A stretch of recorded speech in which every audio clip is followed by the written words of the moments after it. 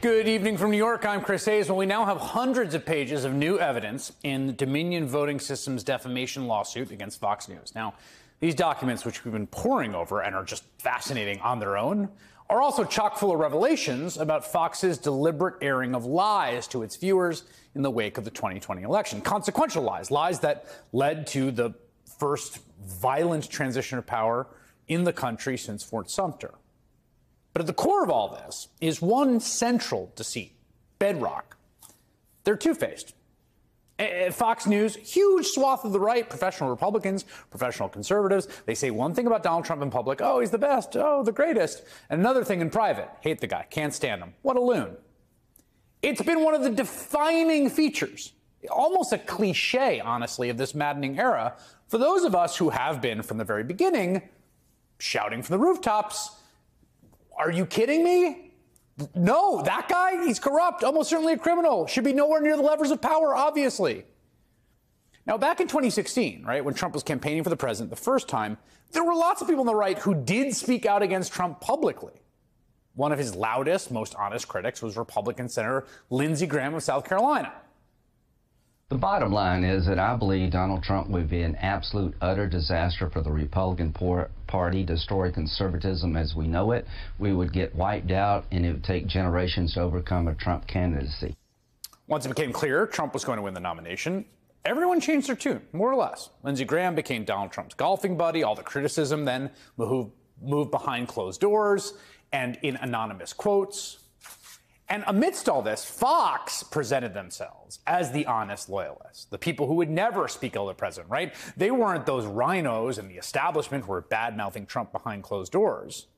No, they were the real, authentic tribune for the people, the MAGA Vogue. That was the role that Fox, especially hosts like Tucker Carlson, Sean Hannity, played for their audience. I reflect you. I'm with you. I'm not with those folks over there who bad-mouth them behind closed doors. But of course, even they who were setting themselves up in this oppositional role, right? You and me, I'm with you, not them.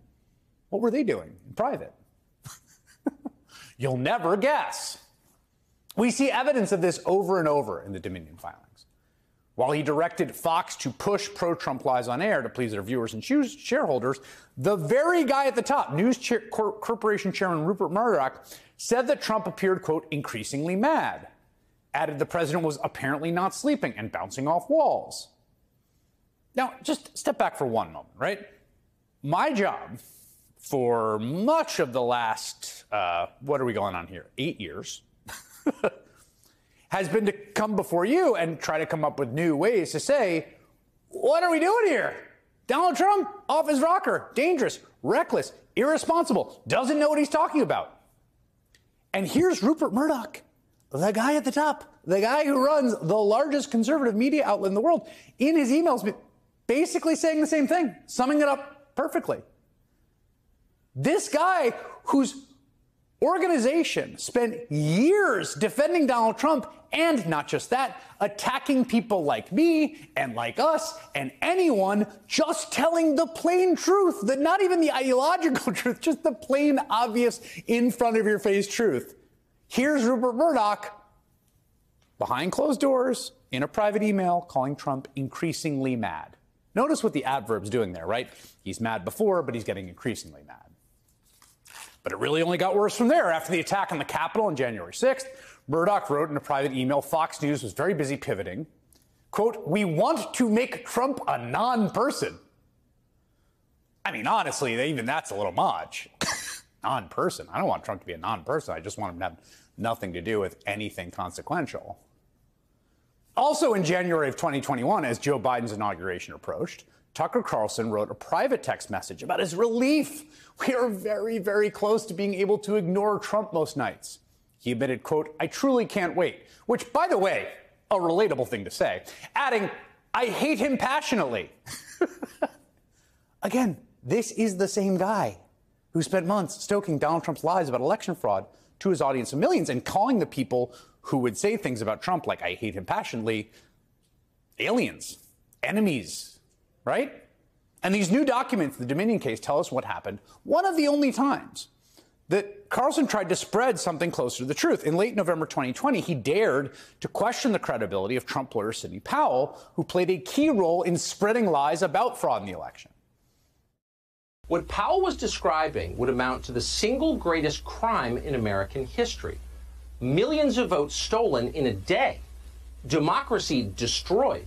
The end of our centuries-old system of self-government. But she never sent us any evidence, despite a lot of requests, polite requests, not a page. When we kept pressing, she got angry and told us to stop contacting her.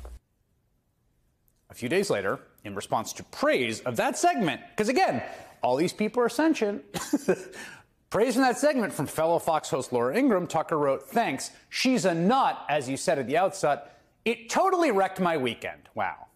Well, that's a bummer. Ingraham replied, quote, "Why did it wreck your weekend?" Tucker explained, "It was a total S-storm worth a lot of our viewers. I had to try to make the White House disavow her, which they obviously should have done long before." I want you to track the causality of this whole thing because it's really revealing. Now, we know, or appear to know, that Tucker was successful that weekend. Certainly looks like it. His attempt to make the White House disavow Sidney Powell during that weekend, that was wrecked. Because that Sunday evening, the Trump campaign put out this very weird, inscrutable statement. They had cut ties with her. Trump's personal lawyer, Rudy Giuliani, campaign lawyer Janet Ellis made it very clear, writing in a statement, quote, "Sidney Powell is practicing law on her own," which by itself preposterous, right? She's not. She is not a member of the Trump legal team. She is also not a lawyer for the president in his personal capacity. Now, at the time, that statement, that one that came out, made us all assume that the bananas claims that Sidney Powell were making had actually finally gone too far, even for Trump and the Trump campaign. But now we know, in fact, Tucker Carlson pushed them to say all that because he questioned Powell and his viewers hated him for it. Tucker was trying to save himself from losing his audience. That was the key aim. Could you tell them that she's not associated with you so they're not mad at me? The key aim, this is what the whole machine's running on, at the heart of what we now know that Fox did, thanks to all this evidence. They knowingly aired lies about Donald Trump's loss to keep their audience happy, to keep the ratings high, to keep the money coming, all while trash-talking Donald Trump behind their backs.